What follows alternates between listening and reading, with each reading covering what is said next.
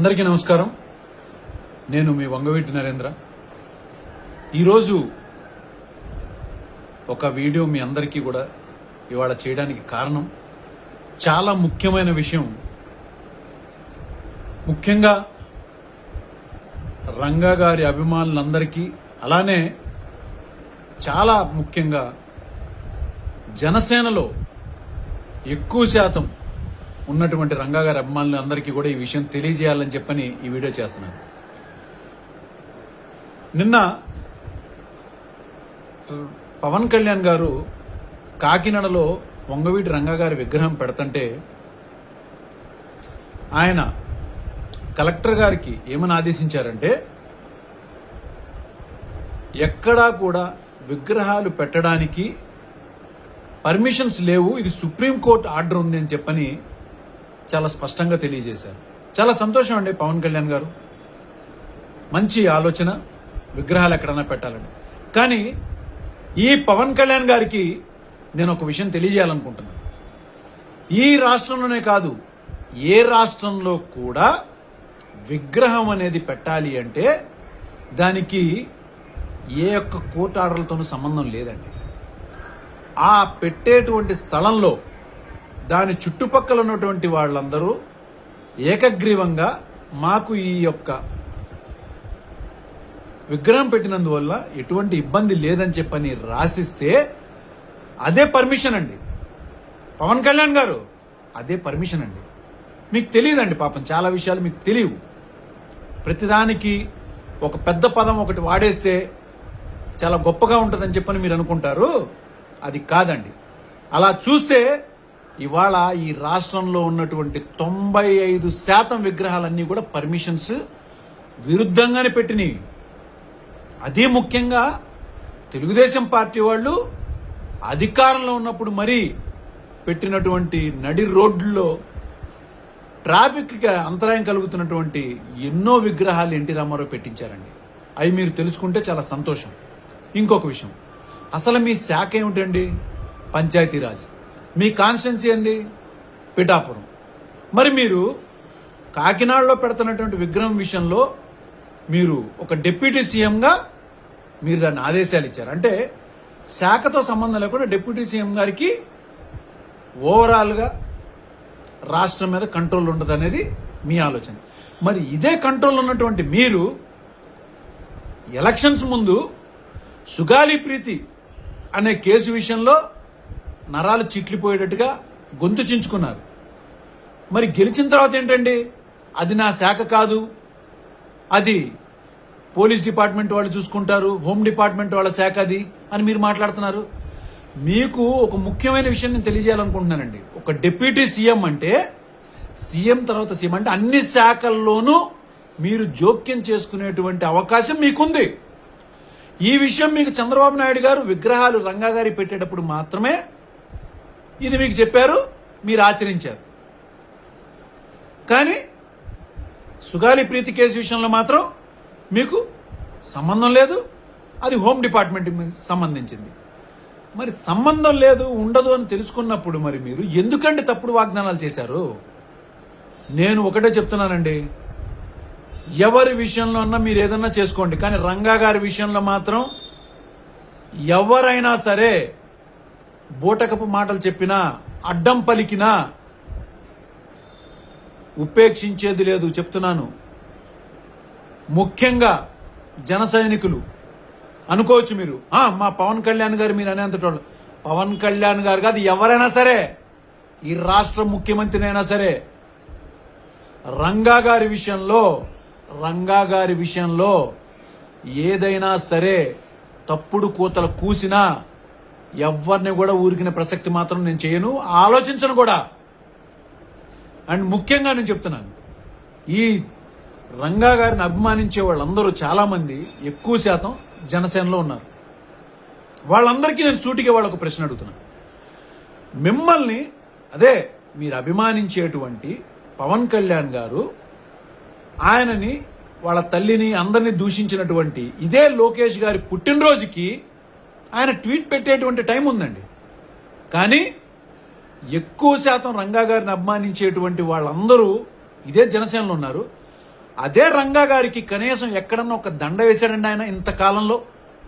పోనీ మొన్న రంగా గారి జయంతికి కానీ దేనికైనా కానీ ఒక ట్వీట్ పెట్టే సమయం లేదండి ఆయనకి? దీనిని బట్టే నేను ఒక్క విషయం, మీరు ఆలోచనతో ఆవేశంతో కాదు, ప్రతి ఒక్క పేదవాడు, బడుగు బలహీన వర్గాల వాళ్ళు, రంగా గారి అభిమానులు, అతి ముఖ్యంగా కాపుల్లో ఉన్నటువంటి సోదర సోదరిమణులందరికీ కూడా నేను విన్నవించుకుంటున్నాను. పవన్ కళ్యాణ్ గారు అనే ఆయన పూర్తిగా రంగా గారి ద్వేష ఆయన. అందుకనే ఎక్కడా కూడా రంగా గారికి సంబంధించినటువంటి ఫేవర్గా ఒక స్టేట్మెంట్ ఉండదండి. ఆలోచించుకోండి మీరు, ఆవేశంతో కదా, ఆలోచనతో చేయండి. ఇంకో ముఖ్యమైన విషయం ఏంటంటే, ఆయన ఎలక్షన్స్ ముందు ఎన్ని రకాలుగా మిమ్మల్ని రెచ్చగొట్టారండి.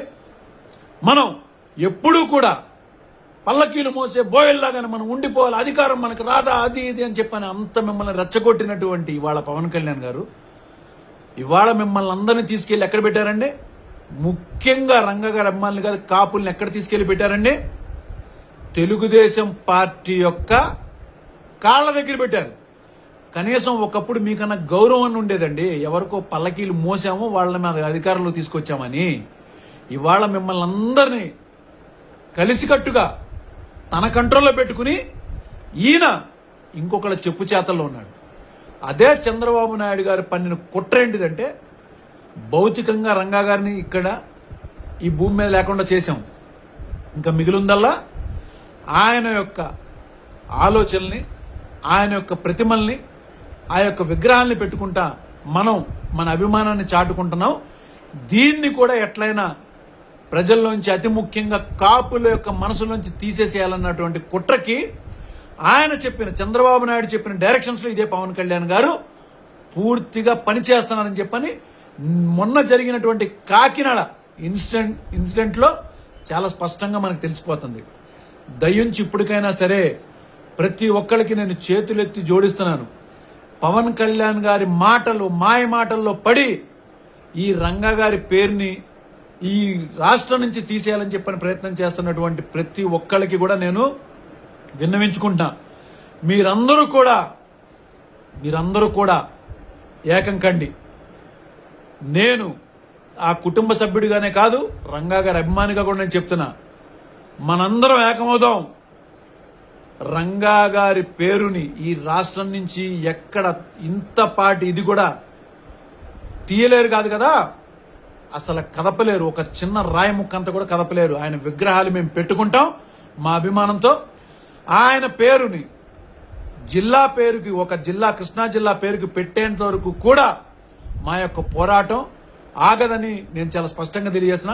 దీనికి ముఖ్యంగా జనసేనలో ఉన్నటువంటి ప్రతి ఒక్క నాయకుడు, నేను జనసేనలో ఈ మధ్యకాలంలో చాలా మంది ఆ గెలుపుకి పోరాటం చేసినటువంటి ఇద్దరు పెద్ద నాయకుల్ని కలిశాను.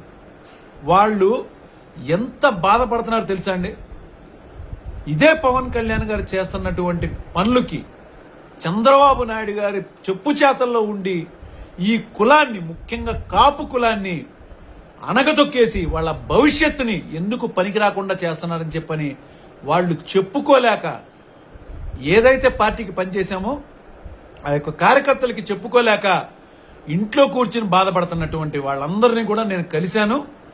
నేను ముఖ్యంగా చెప్తున్నాను, రంగా గారిని అభిమానించే వాళ్ళందరికీ కూడా చెప్తున్నా, రండి మనందరం కూడా ఏకమవుదాం. రంగా గారి పేరు జిల్లాకి పెట్టేంత వరకు, అలానే ఎక్కడైనా రంగా గారి విగ్రహాన్ని ఎవరన్నా అడ్డుకుంటే దానికి ఎదురెళ్ళి ఆపేటువంటి శక్తిని మనందరం కూడా సాధించుకుందాం అని చెప్పని నేను మీ అందరికీ కూడా తెలియజేసుకుంటున్నాను. ఇంకా ముఖ్యమైన విషయం చెప్తున్నానండి, ఎప్పుడైనా కానీ రంగా గారి అభిమానులు ఎంత ద్వేషం ఉన్న తెలుగుదేశం పార్టీ మీద ఎక్కడా కూడా ఎన్టీ రామారావు విగ్రహం మీద ఎక్కడా కూడా ధ్వంసం చేసినటువంటి సందర్భాలు లేవు. కానీ మీరు గమనిస్తే తెలుగుదేశం పార్టీ ఎప్పుడు అధికారంలో ఉన్నా ఎక్కడో ఒక మూల రంగా గారి విగ్రహాన్ని ఎక్కడో చోట ధ్వంసం చేసినటువంటి సందర్భాలు అనేకం ఉన్నాయి. మరి ఏమైపోయారండి మీ అందరూ? ఇంత అభిమానించేటువంటి వాళ్ళు ఎందుకు? జనసేనలో పవన్ కళ్యాణ్ గారు మీకేమన్నా ఓపెన్గా ఇచ్చారా స్టేట్మెంట్? ఎక్కడైనా కానీ రంగా గారి పేరెత్తితే పార్టీలో ఉండొద్దని చెప్పని. ఎలా అయితే తెలుగుదేశం పార్టీ వాళ్ళు చేస్తున్నటువంటి అరాచకాలకు, మిమ్మల్ని పెడుతున్నటువంటి అవమానాలకి మీరు ఎదురు తిరిగితే పార్టీలో ఉండొద్దని చెప్పారు కదా పవన్ కళ్యాణ్ గారు. అలానే రంగా గారి పేరెత్తితే కూడా, రంగా గారి తరపున ఏమన్నా మాట్లాడితే కూడా మీరు పార్టీలో ఉండొద్దని ఏమన్నా మీకు చెప్పారా? అలాంటైతే ఈ యొక్క కులానికి, ముఖ్యంగా పేదవాడికి గుర్తింపు తీసుకొచ్చినటువంటి రంగా గారిని మర్చిపోమ్మని చెప్పారు అంటే అతను ఎంత దుర్మార్గుడో మీరు ఆలోచించుకోండి. నేను మళ్ళా చెప్తున్నాను, ఇలాంటి దానికి మనం అంతం, ఇలాంటి ఆలోచన అంతం చేయిందే రంగా గారి యొక్క విలువను మనం తగ్గించిన వాళ్ళం అవుతామని చెప్పని మీ అందరికీ కూడా తెలియజేసుకుంటున్నాను. అందరం ఏకవుదాం రండి. ఎవరైనా అడ్డుపడితే ముందు మొట్టమొదటి అడుగు ఈ వంగవీటి నరేంద్ర వేస్తాడు. ఇప్పటికైనా మీరు కళ్ళు తెరవండి. రాష్ట్రంలో జరుగుతున్న కుట్రని మీరు గమనించుకోండి. ముఖ్యంగా రంగా గారి మీద జరుగుతున్నటువంటి కుట్రని మీరు గమనించండి. దానికి సహకరిస్తున్నటువంటి పవన్ కళ్యాణ్ గారి మీద కూడా మీరు దృష్టి పెట్టండి అని చెప్పని మీ అందరికీ తెలియజేసుకుంటున్నాను. మనందరం ఏకం అవ్వాల్సిన సమయం దగ్గరైందని చెప్పని మరొకసారి తెలియజేసుకుంటూ, జై వంగవీటి మోహన్ రంగా గారు, జోహార్ విఎం రంగా. నమస్కారం.